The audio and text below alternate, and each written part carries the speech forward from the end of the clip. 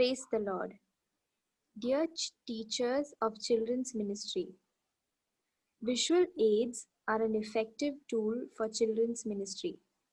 It helps the tutor to present the lesson more effectively and helps the children learn and understand the lessons in a new, interesting, and exciting way by also helping them retain the information for a longer duration.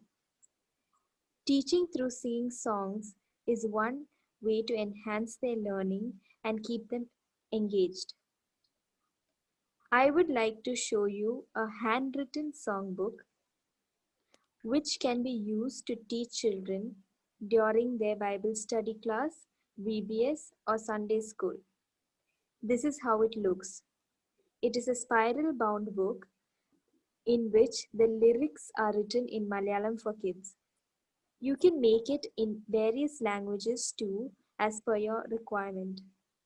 According to Colossians 3:16, we have to teach and admonish each other with psalms, spiritual songs, and hymns.